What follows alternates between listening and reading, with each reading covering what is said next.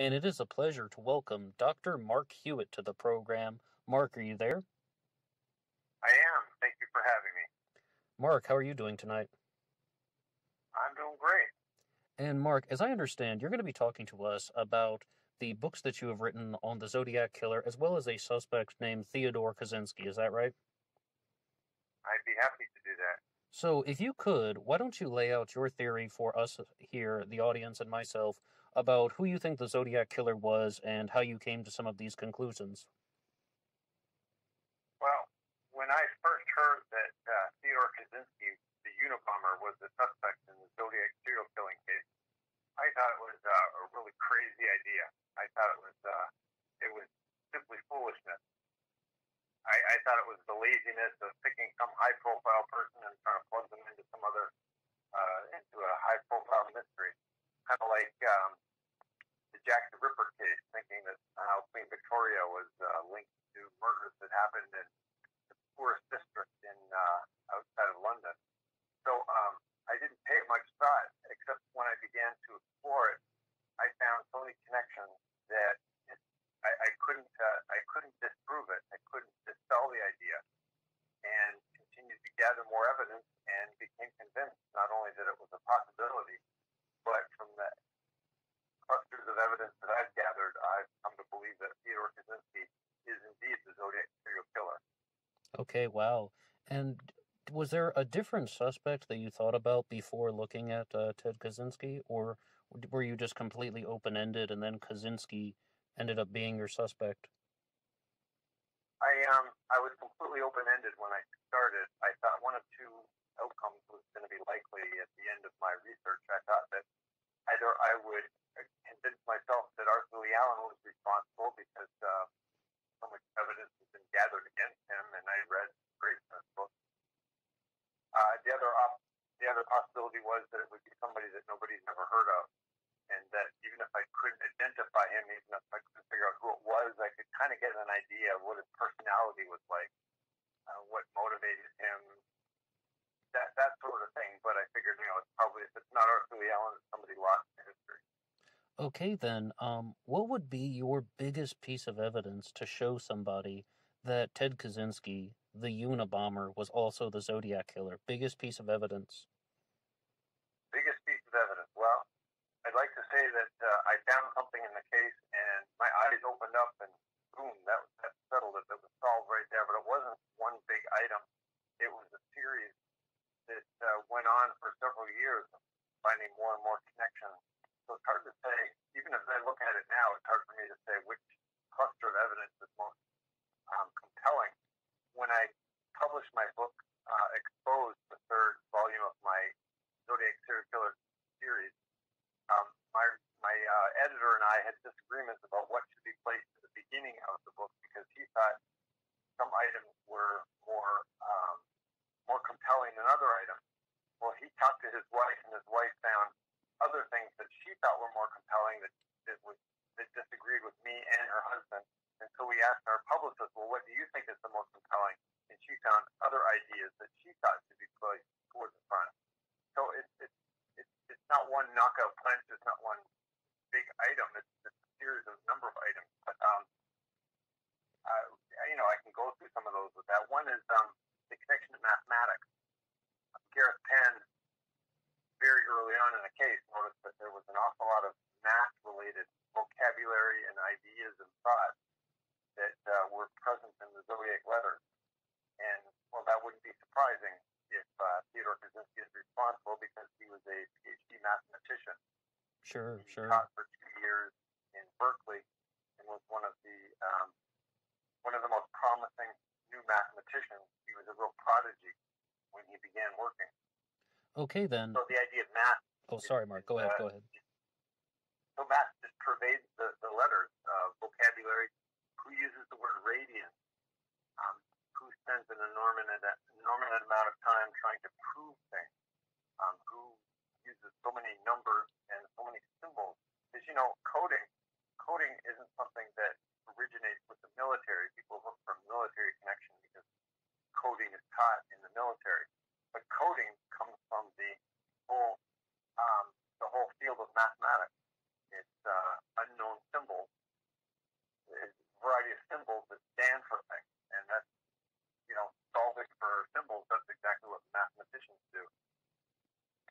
Right. So what would you say to somebody who's talking about a Zodiac killer suspect who is not a mathematician or doesn't have a mathematics background? What would be your message to people pushing a suspect like that? To keep exploring if you think it's interesting. Um, but then you have to answer the question: how does this person come about the word radiant and use it in a letter? How does this person? What makes you think this person thinks mathematically, and what is their connection to coding? Have they ever done code? Have they ever produced code? Right, but in addition to the word radian and the codes, can you give us another example of something mathematical in the Zodiac killer mystery that would really require someone to be a very high level mathematician, like we're talking at PhD levels? What would be another example of Okay, that? here's a couple of examples. One is the crosshair symbol that the Zodiac used as his personal identification marker. He ended letters with it, the circle with a cross through it. That's a mathematical symbol. That mathematical symbol is so basic to mathematics that it has its own title. It's called a unit circle. Did you just say unit And circle, like UNIT unit? yes, correct, unit circle. It's the diagram of the formula x squared plus y squared equals 1. Hmm. You remember from high school math, if you tried to graph that out on a graph, you get x and y No, I axis, don't you get remember a any high circle. school math. But thanks. You're an honest man, Ned. No, no, I'm dead honest with that one. But no, yeah, keep going, keep going. Sorry for that interjection. That's quite all right. The second example I would give is the Zodiac's use of that crosshair symbol, placing it on Mount Diablo and putting the number 0369 around it. What does that mean? It remains a mystery for many people. It looks like almost like a clock, except instead of 12 at the top, he uses 0. Looks a little bit like a compass, and he mentions magnetic north, or seems to refer to magnetic north. 0369 around a circle is an upper level mathematic concept relating to numbers in base 12. So if you're counting in base 12, you instead of 12, you come to 0. So that's another odd but very advanced type of mathematical understanding. Okay, then, if we can talk about some things other than the mathematical clues that would link Theodore Kaczynski to the Zodiac killer crime scenes, we should mention some of the crimes as well. And if I understand, you don't only say that the Zodiac killer murders began on December 20th of 1968 with Lake Herman Road, you also believe that Theodore Kaczynski murdered Sherry Jo Bates in October of 1966, right? Is that correct? Yes, I'm not 100% convinced. I am convinced that the Zodiac wrote the letters that came from that arrived in Riverside in November of '66, and then in April of '67. There seems to be a strong connection between those letters and later Zodiac letters, such as using terminology, um, Okay, twitch without a second T. yeah. But when you say we're talking about the letters that came after the murder of Sherry Jo Bates, we have two major things that happened. One was a set of letters that said Bates had to die, there will be more, and they're signed with something that appears to look like the letter Z. And then there's also the Bates confession letter where this person's talking about tampering with her car, messing with the distributor, and then Miss Bates was stupid, her breasts felt warm, the long drawn out confession. Do you think that the same person wrote all of those letters or just some of them? What would you say about that? I believe they were written all by the same person. And you think that was Theodore Kaczynski? I think it was Theodore Kaczynski, and I think it was the Zodiac. Wow. So what would you say the critics have shared with you? I mean, you must have had some pushback once you tried to establish this type of Zodiac killer Unabomber connection, right? That's an understatement. A lot of people have been very dismissive of my ideas, very dismissive of my conclusion.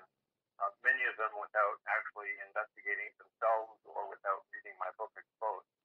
Right, Um, and oh, go as I ahead. as I say, I was not convinced. arrive at that conclusion.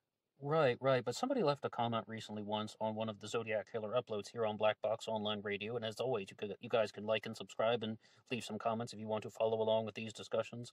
And what he was saying was he thought that the Unabomber was much more focused on sending a message, whereas the Zodiac Killer was more focused on committing deliberate murders. Because is this true that Ted Kaczynski only murdered 3 people with the bombs that were mailed by the Unabomber? Is that correct? That's correct. The Unabomber has been credited with 3 deaths and 24 or 25 injuries. So what this guy's saying is that it seems like there is this type of thing where Kaczynski was more about sending the message, whereas the Zodiac Killer is actually murdering people. I mean, we have the Lake Herman Road murders, Blue Rock Springs, and Lake Berryessa, and the murder of Paul Stein in Presidio Heights. And it seemed like that the Zodiac Killer is just a little bit more aggressive, a little bit more intense when it comes to the acts of killing, whereas some guy like Ted Kaczynski is mailing bombs from a distance. I mean, you must acknowledge that possibility, right? Or acknowledge that difference between the Zodiac murders and the Unabomber murders, right? Oh, there's a huge difference. The problem comes in trying to understand Ted Kaczynski is that most people, when they hear the name, they think of the initial reports and a couple of documentaries that came out about Ted Kaczynski, the Unabomber, soon after he was captured.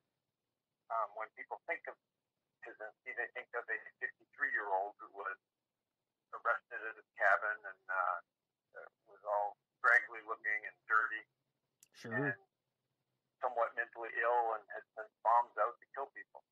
The reason he doesn't look an awful lot like the Zodiac is because the Zodiac was in his 20s when he was doing what he was doing, and it was long before Ted Kaczynski retreated into his cabin. Another difference is that people who have read the manifesto, the Unabomber manifesto, they understand why Ted said he killed other people. But a lot of what's in the manifesto is simply not true. The more you study it, people say Ted Kaczynski was an environmentalist because he seems to come off as an environmentalist in his manifesto. The truth is, Kaczynski was as far as possible, as far as anybody could be from being an environmentalist. Oh, is that right? He polluted unabashedly. He damaged nature. He cared nothing for nature himself. But the reason he mentioned nature and environmentalism in the manifesto is because he wanted to attract people who would be open to his message if they believed he was an environmentalist and cared about what wild nature was. But he poached animals in the wild. He, as I say, he polluted, and he did so knowing that he was doing so, and said, I don't even care that I'm doing that. Right, but there definitely is. Oh, go ahead.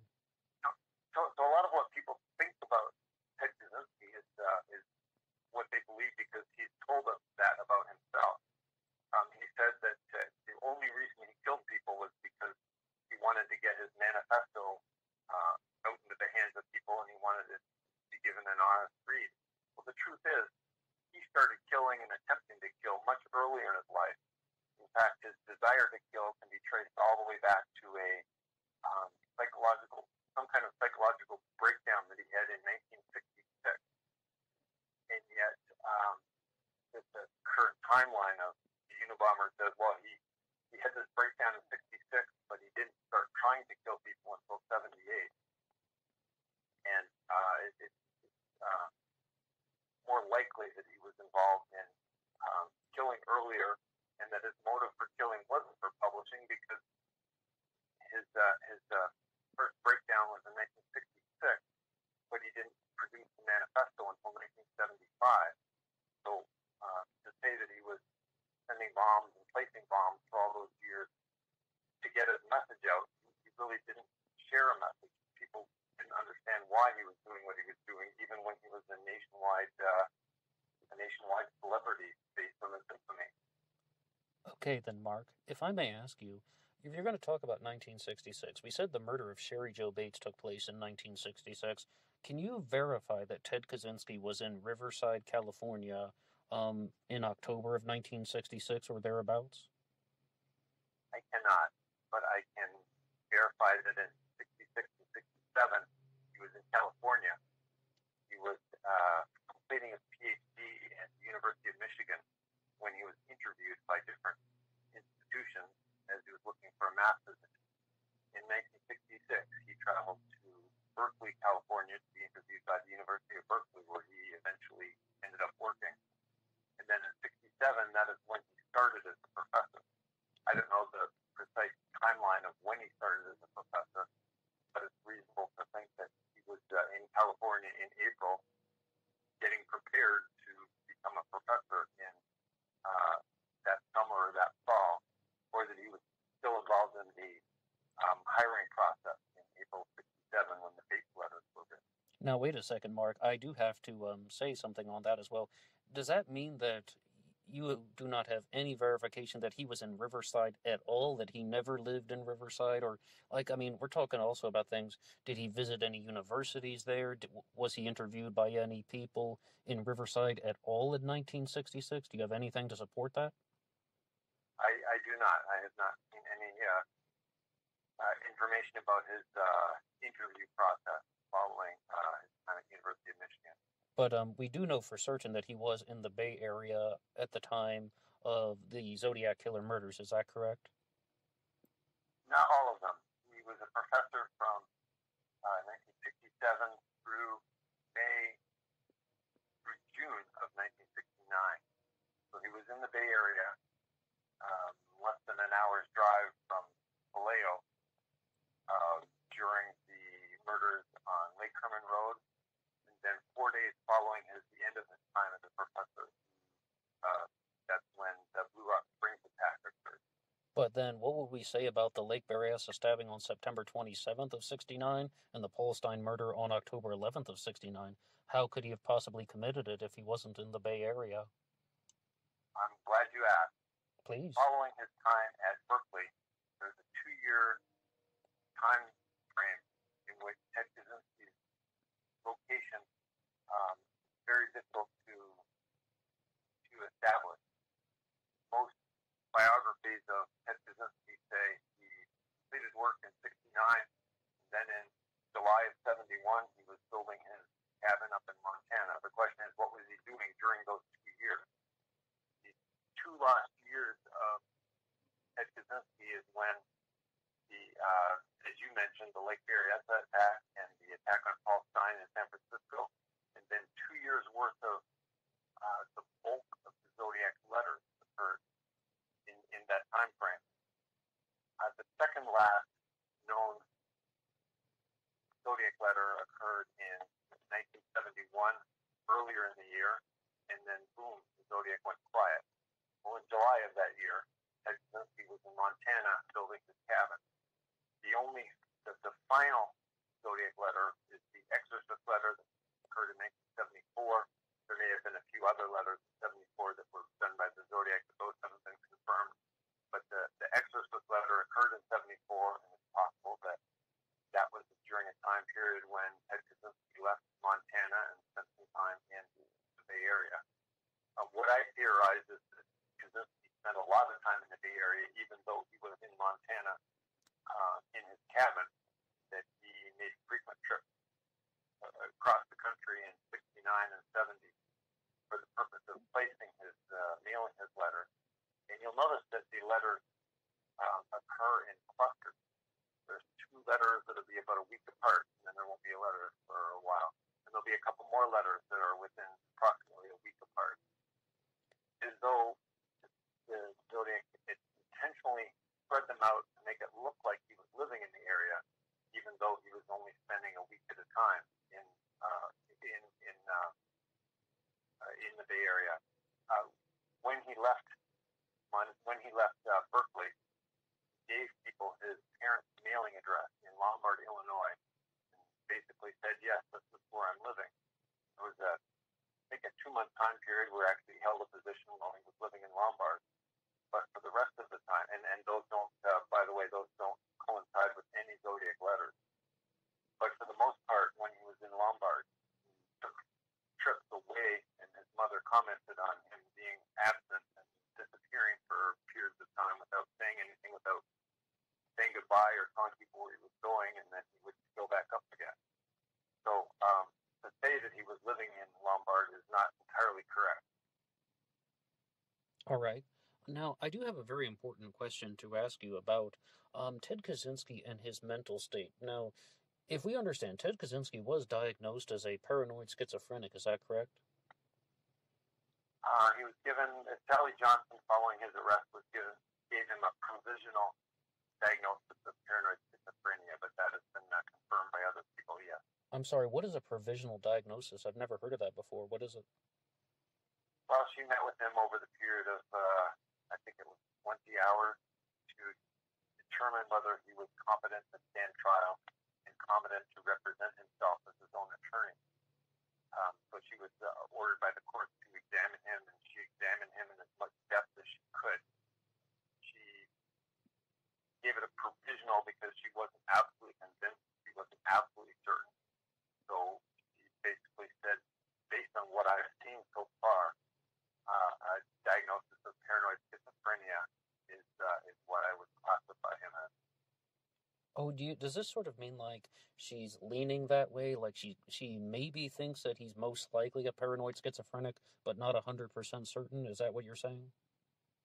I'd say that's a good interpretation, yeah. Okay. Because I mean that's a very widely discussed thing that you'll find like in many of the documentaries and other podcasts. They talk about how Ted Kaczynski was a paranoid schizophrenic, and they just more state it as a 100% certifiable fact. But I was going to ask you though, like, do you think there's any evidence in the Zodiac material, we're talking the letters, the murders, anything at all, that would indicate that they were committed by a paranoid schizophrenic? That's a good question. It will be hard to say because obviously the Zodiac did not want to get caught, so he had reason to be afraid of the police. Well, there's some things. Oh, go ahead.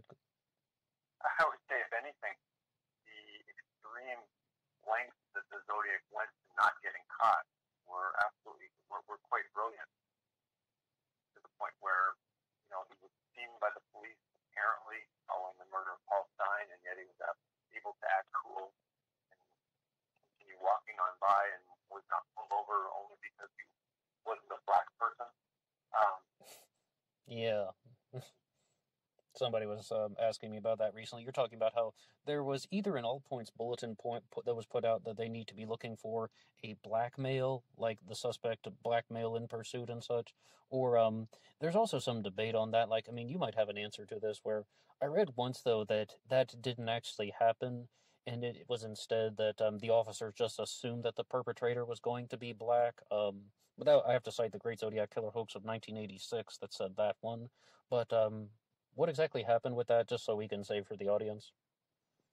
I never heard that theory before, that they assumed he was black because it was the murder of a cab driver.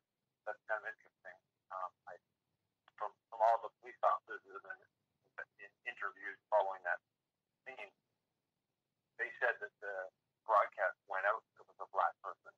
And in my first book, Hunted, when I go through the murders, I speculate that maybe the kids explained it wrong, or that the 911 operator who took the call from the teenagers following that murder heard something that the kids didn't say.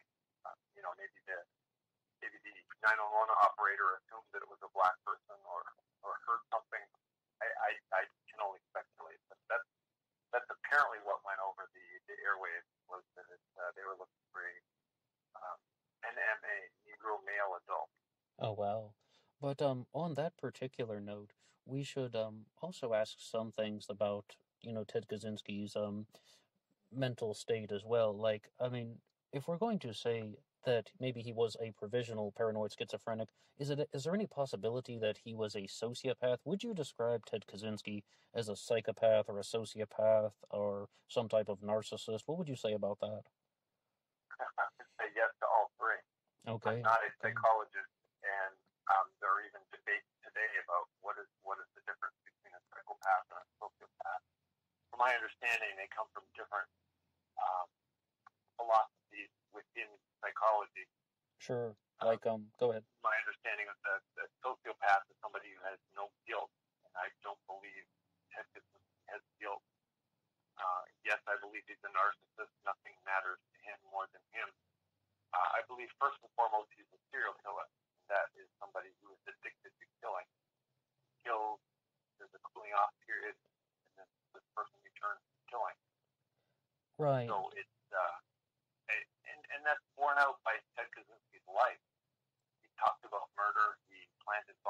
He did an awful lot of violence before ever saying anything about technology, which isn't to say that Ted doesn't believe the things that he says in the manifesto. I believe he does, absolutely.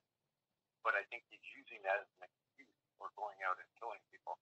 A lot of people are against technology, but that doesn't make them to go kill other people. Now, if we're going to talk about that, then that one of the things I have to ask you is, in addition to the Zodiac killer murders that happened in 1968 and 69, as well as Sherry Jo Bates in 1966, do you think that prior to 1971, Ted Kaczynski murdered anybody that is not included in the Zodiac killer mystery? Oh, quite possibly. Any idea who that would be, or just you think that he was just Well, really dangerous?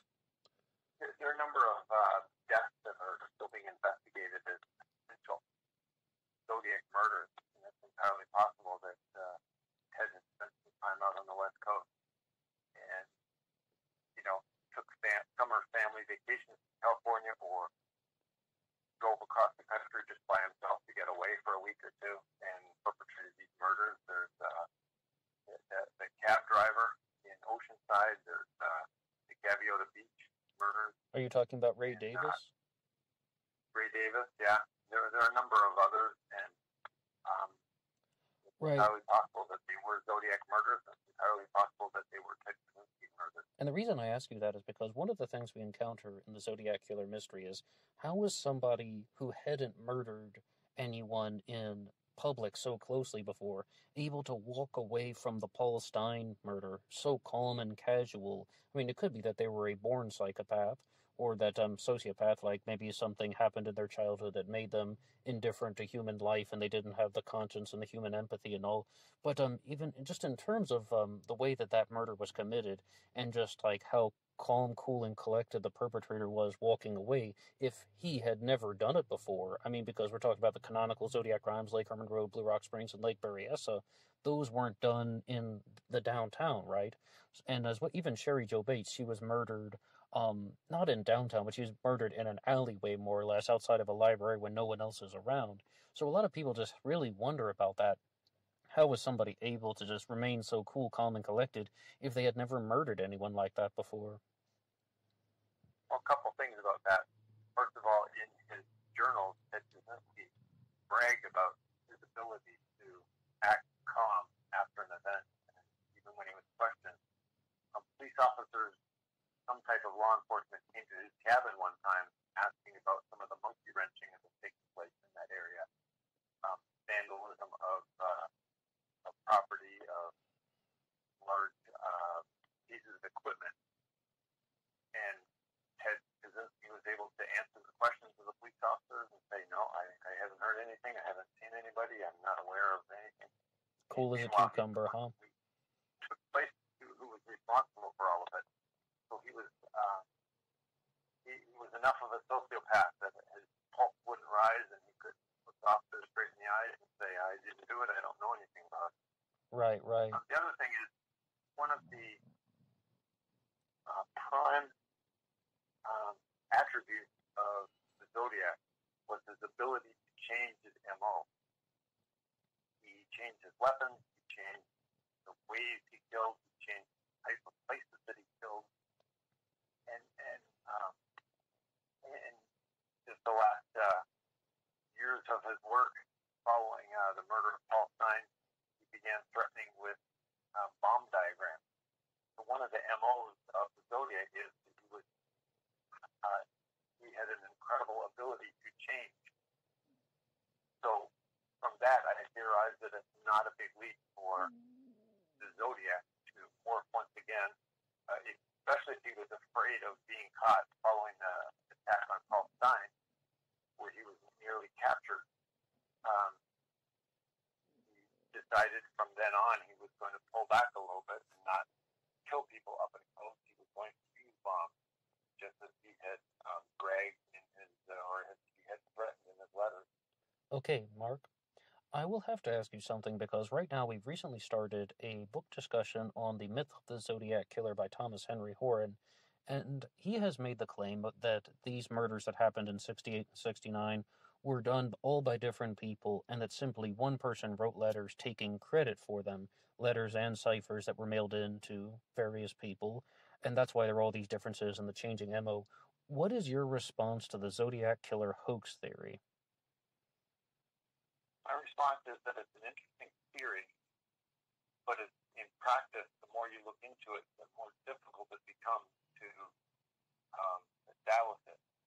What I think Warren has done is he's come up with this interesting theory, and yet he has continued to push that theory, and the only way that he can continue to push the theory is by saying, well, maybe it was more than one person who wrote the letters. Maybe it was more than one person who helped cover up what was taking place. The more you look at the case, the more it looks very strongly as though it was one person and one person only. The FBI has concluded that one person most likely wrote all of the Zodiac letters, and that person also was intimately aware of what took place during the different attacks, and that's why he wrote in his letters to try to prove that he's the person who was responsible for the attack. And another idea is that every one of the attacks that Zodiac specifically took credit for, to this day remains unsolved. So if it was just somebody picking up the paper every morning and saying, well, I'm going to take credit for this attack and I'm going to take credit for that attack, well, he got awfully lucky that none of those cases were actually solved and somebody else was responsible for it. I have a good friend who's convinced that Sherry Jo Bates was not killed by the Zodiac, but the Zodiac wrote the letters, the confession letters, a month later. Sure. My argument to him is, well, if he wrote the letters and took credit for it, how could he do that without knowing that somebody else would be caught for these murders? In fact, to this day, Riverside believes that somebody else was responsible, a local person, and that it's not a Zodiac crime. So, if it was somebody who was just trying to link all of these different murders and say that it was one person, for one thing, back in the 1960s, the idea of a serial killer was unknown. The terminology, the phrase serial killer had not been coined by that time. True. And so not only is this person perpetrating a hoax, he's also inventing the idea of a serial killer and trying to convince everybody that he's a serial killer in action. Well, there definitely were people who committed murder sprees, but I mean, the term serial killer, of course, comes about a little bit later with Ted Bundy and Wayne Williams, and I've heard different sources. Some sources say that Ted Bundy was the first person recognized in print as a serial killer, but then I found one recently that said it was actually Wayne Williams. So the point is, though, it definitely came after 1969, as well as even after 1974, as you said, with the Exorcist letter. But what a lot of people tend to do, and this doesn't have to be the hoax theory, is they really want to say that the Zodiac killer, or the person writing the letters, was some type of law enforcement insider, and that's how he evaded capture. That's how he knew that these crimes would go unsolved, because of things like tampering with evidence and destroying crime scenes, as well as having access to the police reports so he could say those famous lines, "I will state some facts that only I and the police would know." What is your response to somebody who would say that their suspect is a law enforcement insider? That's certainly a possibility. If you look at Golden State Killer, it turns out that he was involved in law enforcement. Wayne Williams, the Atlanta child murderer, he wasn't a law enforcement agent, but he saw himself as a law enforcement wannabe. He drove around in a vehicle that looked like a police car. So that it's natural to look at law enforcement for any serial killing case. I don't see anything that particularly jumped out at me in the Zodiac case that it was a law enforcement agent who did that. Possibly the parking stance at Blue Rock Springs Park looked a little bit law enforcement-like. And the Zodiac on that occasion used the spotlight and in some manner duped the victim believing it was a law enforcement agent, because as he got out of his vehicle, they started rummaging for their driver's license. So law enforcement always has to be considered in an idea Does as that an mean that you're idea not completely with the sold serial killer. on Ted Kaczynski? Like, and you think that there could be a different suspect that it's possible? Well, I leave room for my own fallibility. Okay, I wow. can't see the I can't see the case.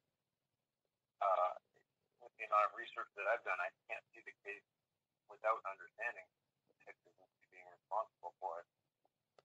But how confident in your theory are you on a scale of 1 to 10, 10 being the highest? What would you say is your level of confidence that Ted Kaczynski was the Zodiac?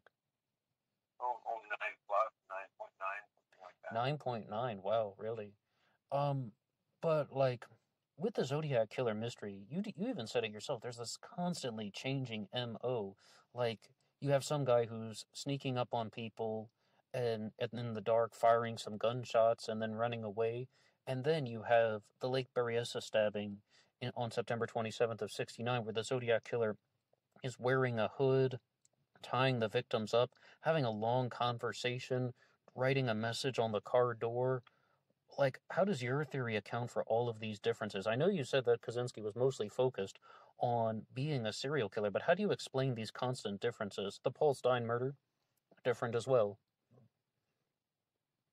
One interesting progression from crime to crime of the Zodiac is how close the Zodiac got to his victim.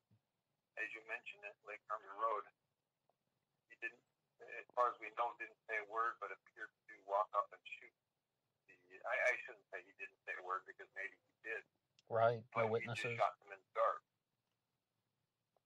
At Blue Rock Springs, he approached the vehicle and went up right beside the vehicle, which may have been closer than what happened at Lake Herman Road.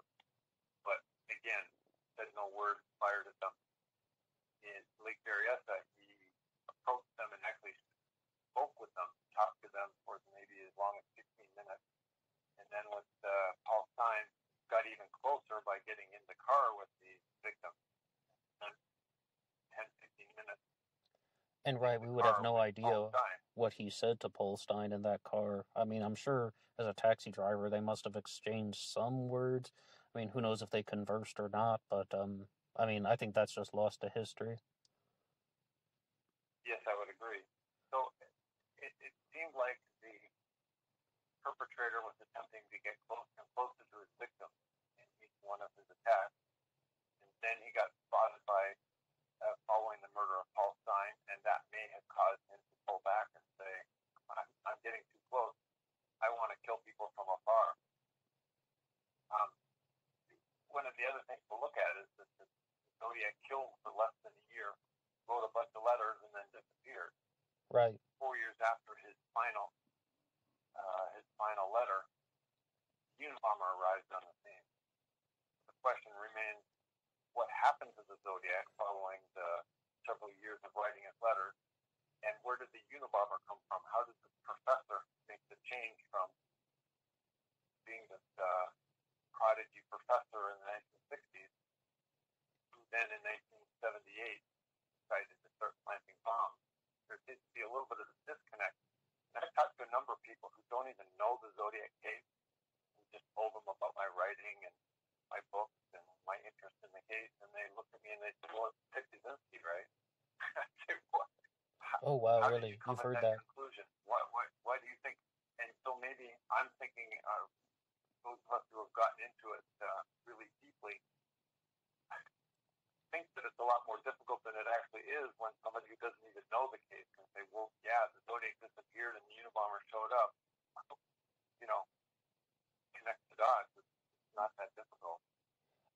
Yes, can I ask you a question though? And I know that you won't know the answer 100%, but I was talking about this in a recent upload, and I was asking the question, what do you think the Zodiac killer did with the hood that he was wearing at Lake Berryessa after the crime? Do you think it was destroyed, or do you think it was preserved? Do you think that it was a trophy that he would have honored and he would put on and just relive that type of thrill kill whenever he wanted to? Or do you think he was like setting it on fire as soon as he got out of there? And I know that you won't have an exact answer unless you're a psychic or a parapsychologist, but what do you believe happened to that hood? I don't know. I believe it was at some point purged from his belongings. There was a point, and maybe it was when he was making the decision to not be the Zodiac anymore and to reemerge as the Unabomber, that he decided to do an entire purge of his belongings because we also don't know what happened to the rest of Paul Stein's shirt that was taken from the crime scene. We don't know what happened to the keys in the wallet that were purportedly taken from Stein's cab following that murder. We don't know what happened to any of the weapons that the Zodiac used during his attack. They have never been located. Right. My guess is that the Zodiac was extremely meticulous, and the reason he used different weapons from crime scene to crime scene was that he realized that there would be a link to them. It's also been noted that the Zodiac wore clothing that was very old to the day. My guess is that he got it at a Goodwill store, including the Wingwalker shoes. Oh, so you believe that the Zodiac killer was not actual military? I know you're talking about Ted Kaczynski as your suspect, but I mean, this is an important detail. Yeah, I don't believe. I'm not convinced that he was military. Yeah, but at first I've heard about the Goodwill store. I mean, that's definitely something valuable to just to think about. And in the Louis Myers theory, they say military surplus store, but I mean, it's still the same. It's the same basic concept about these items could have been purchased, or anything that would be linking this person specifically to the military could be accounted for in a different theory, more or less. Exactly. In the 1960s, they had free stores where you walk in and take clothes, whatever you need, and if you have something, you come and drop it off. Wingwalker shoes date back to 1966. So by 69, there were probably a lot of used pairs floating around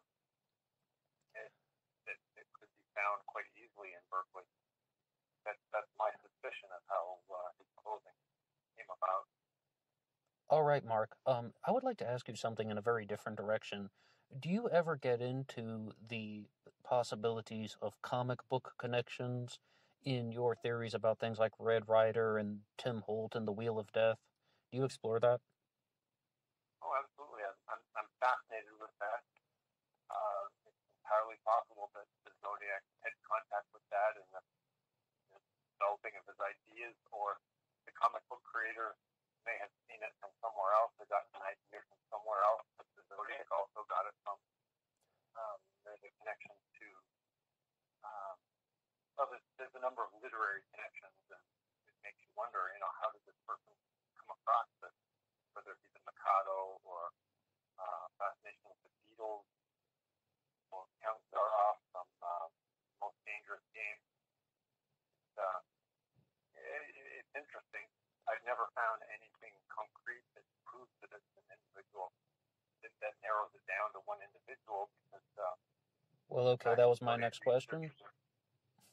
Zodiac researchers are finding all of this material because it was out in the public. It was floating around. It was something that was public. And maybe the Zodiac at some point made contact with these ideas, and that influenced him in what he did. Right, what I really wanted to ask about that was, do you think that there's any possible way that someone can use the clues that are from comic books or the references in literature to actually determine that this is the Zodiac killer's identity? Do you think that those teases and hints, such as the Halloween card that was mailed in 1970, like when it talks about "I know you ache to know my name," do you think that the way that people trace things back to works of literature is actually going to produce the identity of the Zodiac killer, or is that a dead end? Is that just or we should say, an inconclusive pathway? Well, at this point, it's inconclusive. I think it would be really cool. It would be an amazing feature of forensic files, an amazing episode to say that the Zodiac was captured by his use of public material based on who he was. I have found connections between the Zodiac and Joseph Conrad's book, The Secret Agent. Joseph Conrad, who wrote Heart of Darkness, Sure. was a Russian author living in London, and he wrote The Secret Agent. And a lot of the words, phrases, and ideas that are present in that secret agent, such as cab of death, use of a bomb to commit suicide, setting a bomb, focusing on a landmark. The landmark in the secret agent was the prime meridian. The landmark that the Zodiac referred to was Diablo, which there is a reference between the two. There's a connection between the two. Um, so it appeared to me a very strong connection that the perpetrator of the Zodiac crime was very familiar with the secret agent. He got a lot of his ideas out of there. Not only ideas and specifically what he did, but even just the words he selected and the phrases he selected seem very similar to secret agent. Why that's important is because that is one of Ted Kaczynski's favorite books. When he was a child and a young man, he read it more than a dozen times, he claimed. Wow. And in fact, he told his parents in a letter one time, if you really want to understand me, you have to read this book, and particularly focus on the character of the professor.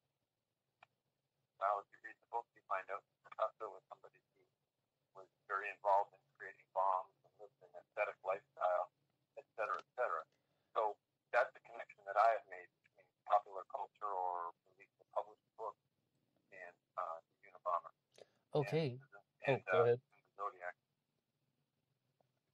Oh, well, then what I really would say about that is, what is the motivation then for writing the Zodiac Killer letters? What is the motivation for composing these ciphers, other than trying to show off that, yeah, he's really smart? But if you said that Ted Kaczynski's message really wasn't about getting people to read his manifesto, as many of the pieces of popular literature would tell you that it is, why did this killer create these letters and cryptograms in the first place? You don't have to create ciphers to be a serial killer. You can do the murders without them, as many people do. Why would he do it at all? And you ask fantastic questions, but when you ask the question, I feel like I have to spend 20 minutes explaining it all. That's how good I your got questions time. are. There are a number of streams going on in Ted Kaczynski's head of who he was and what he was trying to do. And we can discuss motive, as he didn't care about. He was afraid of technology and afraid of the danger of technology taking away his freedom. He was angry at society. He felt very alienated. He was a narcissist who wanted to receive recognition and be directed toward. All those are true. And we can break each one of those down if we had to. What I find truly amazing is the similarities between the Zodiac and Ted Kaczynski. Both were very interested in coding. When Ted Kaczynski's cabin was dismantled and unpacked, the FBI found codes that they said were the most complicated codes that they'd seen since the Cold War. And at least for one of them, if the key wasn't in the cabin, they wouldn't have ever been able to solve it. It was that complex. And so was the Zodiac. The Zodiac was interested in codes and sent 4 separate codes, only one of which has been solved. Both the Zodiac and Kaczynski were involved in disguises, using disguises. That's what was found within the cabin when that was dismantled. There were hoods and there were sunglasses, both of which the Zodiac was known to have worn. They weren't the exact glasses and they weren't the exact hoods, but using that type of disguise is rather unique. The idea of sending letters to the press and to the police is exactly what the Unabomber did, and the Zodiac did as well. So the tie seems to be very strong between them, even if we don't completely understand what their specific motives were doing and what they were doing. Right. And sometimes in the true crime world, we just won't necessarily get answers to questions about the motive. I mean, you can tell that somebody committed this murder, but about why they did it, that sometimes will even almost be pushed to a different level, and some people are not even concerned with that because they really wanted to know who committed this crime, how was the crime committed, but as to the why, sometimes you're even just dealing with the ramblings of a madman. And if someone is a paranoid schizophrenic, there's no logic in psychosis. Even looking at our own motives, if we go to the store and buy something, we can ask ourselves, well, why did we do it? Well, we did it because we needed that item. Yes, but why did you do it at that time? Why did you do it in that way? why didn't you do something else at that time? Motives when it comes to people are rather complex. I think it's a little dangerous when we try to simplify a serial killer and say, oh, well, it's very simple and straightforward. His motive was this, and this is what he was trying to accomplish. Oh, Any sure. decision we make, anything we do, is very complex and involves a real stream of motive. Then, Mark, if I may ask you, do you believe that the Zodiac killer had animosity toward women? Yeah, that's one theory based on the fact that they seem to receive the brunt of his violence. At Lake Berryessa, Cecilia received more stab wounds than Brian did. That both of the survivors were male and not female. That's one theory. I can't discount it. But like you've looked into this for like at least 9 years, right? So I mean, do you really believe that the Zodiac was someone who hated his mother, or he was someone who felt very resentful and bitter because he did not get the girls that he wanted, the whole Sigmund Freud sexual connection and all, and that's why he did this out of spite and revenge on society, targeting couples at first, and then, okay, maybe he's like, wow, people are going to think that I really have something against women, so I'm going to murder Paul Stein because I want to make it appear that I don't have anything against women. What do you really think about all that? That's entirely possible. I see the final attack, the final canonical attack against Paul Stein, having more to do with the location being within San Francisco rather than it being a particular male or not a couple. I suspect that he was trying to escalate his crimes from, remote Solano County to Vallejo to Napa County, and just focusing on the North Bay to drawing attention to San Francisco and raising the stakes, raising the risk, raising the potential for publicity. Even early on, the three-part letters, the first code he sent to two of the three pieces to San Francisco. So he was attempting to broaden his appeal. So this way, his final canonical murder, he actually murdered in San Francisco. And then we can extrapolate that and say, well, if he was going to continue after being the Zodiac, where would he hit? What would he do? Well, maybe he would go into other states, and maybe he would send letters to places such as the Washington Post and New York Times, or who else. So there seems to be a progression within the Zodiac, and then a progression that naturally continues on through the Unabomber. Right, but when you said some things about Gareth Penn at the beginning, talking about the word radians, Gareth Penn, as I understand, was more about saying that the Presidio Heights location was chosen because he wanted to put the radian on top of Mount Diablo, the angle of 57.3, 57.29 degrees thereabouts. One arm is going to go to Blue Rock Springs, and the other will go to Presidio Heights, and that's it's all a mathematical signature and a mathematical puzzle. Do you think that Kaczynski was doing that, or? I think that's an interesting theory. The way the Zodiac explained it was a radian having to do with the placement of a bomb, the location of a bomb. That's how it was originally. That's how it's described in the map letter. So to take it from the location of a planted bomb to being the murder of Paul Stein, which happened previous to that, if that's the case, then that's what was being thought out. There's no master plan of what's taking place. It's just finding these little ideas and throwing them out is almost fun. Okay, then, Mark. It's possible that Kaczynski was doing that. I focus more on the use of the word rather than what the Zodiac was trying to communicate through that word. But do you know, if you have Blue Rock Springs, right? One arm of the radian goes to Blue Rock Springs. What are the final two letters? G and S, Springs. And if you have one arm going to Presidio Heights or the Paul Stein murder, what is the first letter? P. Can you think of anybody who has the initials GSP?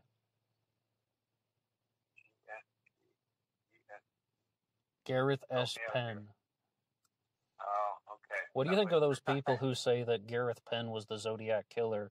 Or, I mean, we got one mathematician like Ted Kaczynski, or one mathematician like Gareth Penn, or Michael O'Hare. Um, what would be your rebuttal to somebody who says that Gareth Penn has to be the Zodiac killer? There's a lot of stuff on the internet about that now. Other than the fact that you think your suspect was the guy, what would you say? I haven't taken a fierce look into Gareth Penn. He doesn't strike me as the type of person who would be the Zodiac serial killer. Um, the times that I've seen him interviewed, he seems to be fascinated with the case, but in a sense, he goes in it so deeply that a lot of the conclusions he makes are just hard to decipher him, if I want to put it that way. Oh, sure. Translate some of the idea that I look at is on one page he finds that there are 4 eyes. Each of these eyes is dotted, so he draws a line that connects 2 of these dotted eyes to, and then draws another line from the dot that is between the other 2 dotted eyes.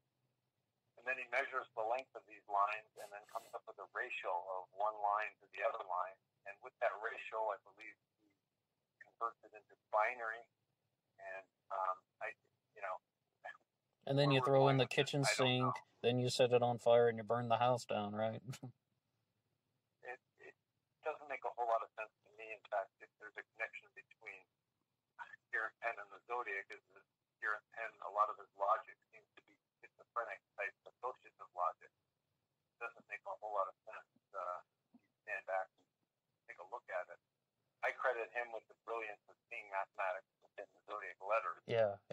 But I don't agree at all with what he does with it. And Michael O'Hare, as far as I can see, was picked out of a hat by Gareth Penn and right. Tried to connect the dots. Michael Henry O'Hare, MHOH, HOH, that's H2O, body of water, and then that goes into some other things, and all right. I mean, I see what he's doing there, but I mean, not the most impressive. But I do have a very important thing to say about your theory, though, Mark, and that is, have you ever provided any new solutions to the ciphers where you were the first person who has attempted to crack them, the 408, 340, Z32, Z13, any of them, or some of the other symbols? Have you ever been the first person to propose a new solution to one of the ciphers? I have not. I'm very aware of my limitations, and I know I've had some training in code making and code cracking, but I am not a code expert. I have noted that other people have tried and seem to have found, they say they have found connections between the Zodiac codes and Ted Kaczynski. I don't know enough whether to verify these. They're not the typical solution, the substitution cipher of 408, but they're certainly interesting. Do you believe they have any solution at all? He's an expert in coding.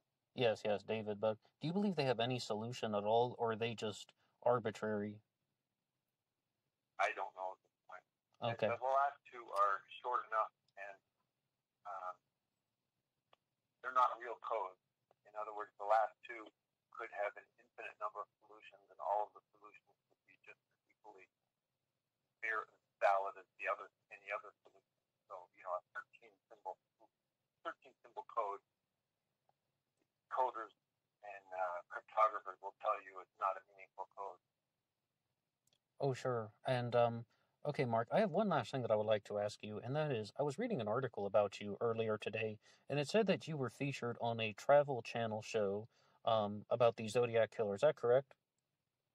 That's correct, yeah. What was the name of that episode? Was it, The Travel Channel show was Mysteries of the Museum with it's escaping me at this point, but it's one in the series of Mysteries of the Museum, the Zodiac Killer. How did you feel when they asked you to be on that and you were getting prepared to be on TV to talk about the Zodiac Killer? How did I feel about it? Yeah, I mean, total, just personal question. I mean, there's no hidden meaning in that. Okay. It was 2016. I'm sorry, I was approached 2018, and I hadn't yet published Exposed, So I was happy to help them out with their show. We discussed it, but I required that they sign a non-disclosure agreement that I would talk about Ted Kaczynski and discuss my theory, but they weren't allowed to talk about it until after September 27 of that year when my book came out. So they were willing to, they were happy to sign that non-disclosure agreement and did keep it under wraps until the show came out the following spring. Right. No, I'm sorry, when did it come out? That fall. It came out that fall. Right. Like, were you nervous about going on TV to talk about the Zodiac Killer? No, not at all. I don't mind talking about something that I know about, something that I've studied. You know, if they wanted me to talk about the Belgian Congo or something, I would be a little bit shy.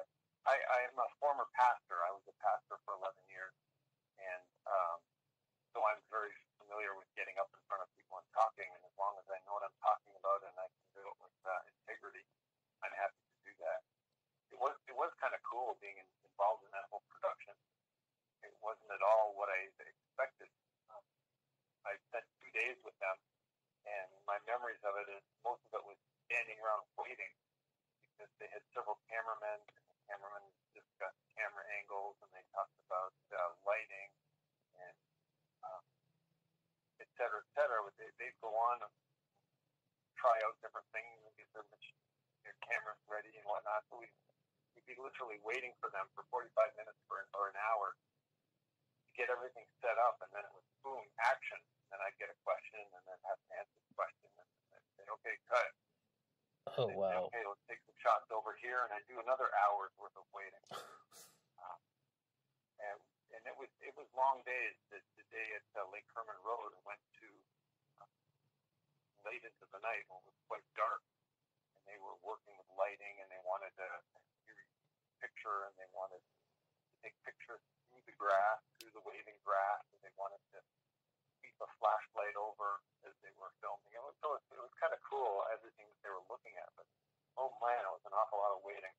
Oh my gosh, wow. And another question that I would like to ask in somewhat of a softball, slowball way is that other than Dr. Mark Hewitt, who has a Zodiac Killer theory out there that you think is either credible or going down the right pathway? I know maybe you would be saying that maybe someone else has Theodore Kaczynski as a suspect, but who else do you think really did a good job talking about a different Zodiac Killer suspect? Oh, good question. For example, I wouldn't pick a particular person, and I wouldn't pick a particular suspect, but I know there have been a lot of people looking at the case, and I am impressed with a lot of the work that I see. People picking up information, people looking into different facets of the case, trying to understand the